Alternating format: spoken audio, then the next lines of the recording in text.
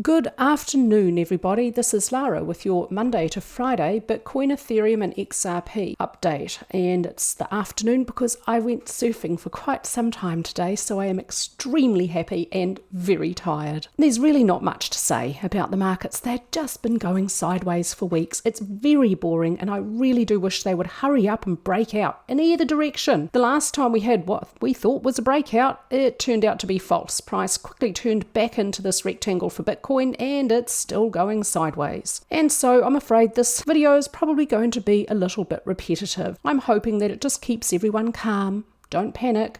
It's just a consolidation. The bigger picture for Bitcoin is still bullish, particularly at the monthly time frame.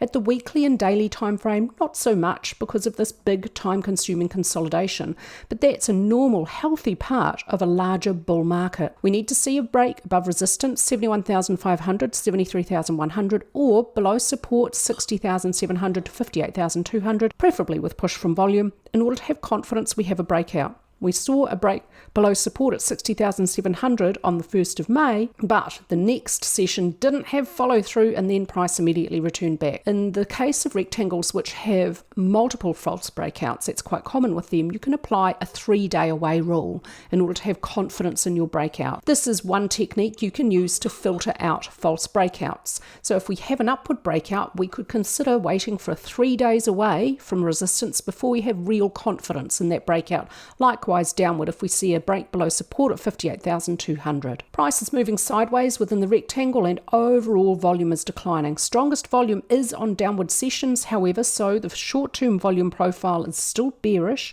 We might get another test of support. While price is within a consolidation, so is on balance volume, and if we get a break above resistance or below support, either prior to price or with price breaking out, that would be taken as quite a strong signal. ADX is still declining. There's no clear trend, pretty normal during a consolidation. That's what ADX looks like. While price moves sideways, overall ATR is declining. Volatility is muted as this consolidation continues. That's pretty normal behavior during a consolidation. I went over the model of stochastics plus support and resistance yesterday, and overall I'm expecting now an upward swing from price toward resistance and stochastics to continue higher toward overbought. I have 2 Elliott Wave counts for Ethereum for the daily time frame. Short-term Elliott Wave counts expect a second wave correction may be complete here as a double zigzag. The first zigzag, X, second zigzag could be complete down here. We need to see a full green daily candlestick above the upper edge of this channel and not touching this trend line in order to have confidence that this channel is breached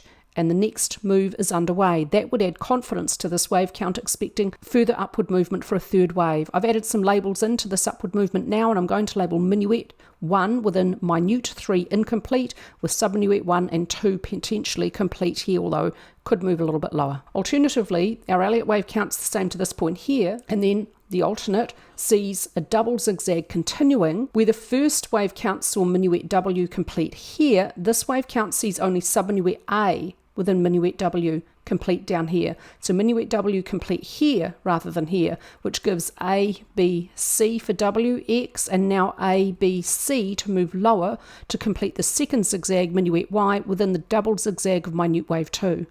So this wave count expects further downward movement to find support at the lower edge of this channel, and I'll use the channel in the same way to indicate a trend change when we have a full green daily candlestick above and not touching this trend line. Technicals for Ethereum, it too is within a consolidation. Overall it has a downward slope, so it's not got a good rectangle pattern, although this could be considered to be potentially a developing rectangle. We'll see how this unfolds. Resistance currently about 3,200, support a little bit above 2,720.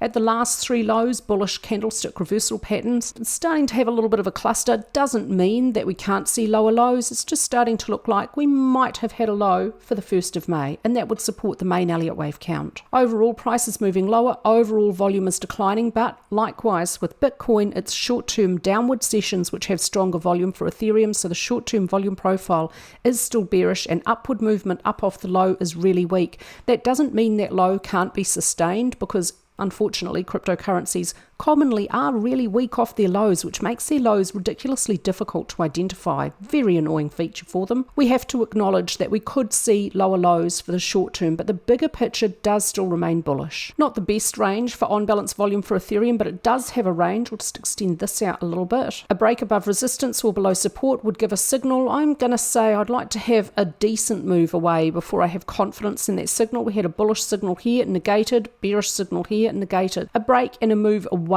before I have confidence in the next signal from that. ADX still declining just, no clear trend for Ethereum. At the last though, there is some bullish divergence between price on a closing basis and RSI. There is also double bullish divergence between money flow and price. So that suggests that the last low of the 1st of May could be sustained for Ethereum. That supports the main Elliott Wave count. Price is moving sideways and ATR is declining. Along with volume, volatility is declining normal behaviour during a consolidation. This is the main Elliott Wave count for XRP. It too expects a low may be in place for the 13th of April for this one.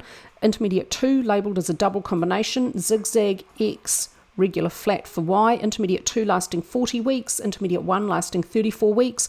Decent proportion between these two gives the wave count at higher time frames the right look. It's the proportion between waves of the same degree that give a wave count what we call the right look. So that's what you're looking for. This wave count expects a third wave at intermediate, primary and cycle degree is in its very early stages. My target for primary 3, which I'm not using for my own personal investing, I'm not going to take profit at this. I'm going to rely more heavily on my Elliott Wave count and classic analysis to exit either at the end of primary 3 or preferably the end of cycle 3. My target for primary 3, 29.01, is where primary 3 would reach 15.66 times the length of primary wave 1. That's not a Fibonacci ratio.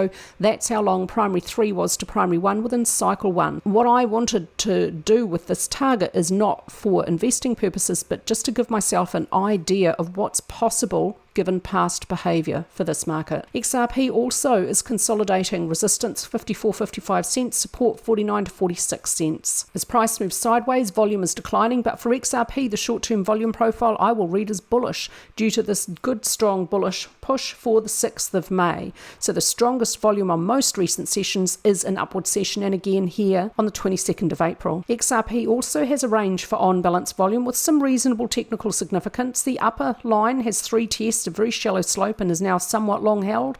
A break above that would provide a nice bullish signal. A break below the support line would be a weak bearish signal because it's only got 2 tests and a little bit more of a slope. ADX is strongly declining for XRP. There's no clear trend and the DX lines are whipsawing. For XRP on the 13th of April, RSI on the daily time frame just dipped into oversold. That suggests that the 13th of April may be a sustained low because this doesn't happen often at the daily time frame, and when it does, it's usually around sustained lows. ATR continuing to quite strongly decline as price moves very slowly sideways. There's not a lot of strength in these markets. They're very boring at the moment. Overall, the model of stochastics plus support and resistance would expect overall an upward swing from price to resistance and stochastics to continue higher to reach overbought. That's it from me today at the end of the week. I hope you're all looking forward to a lovely weekend.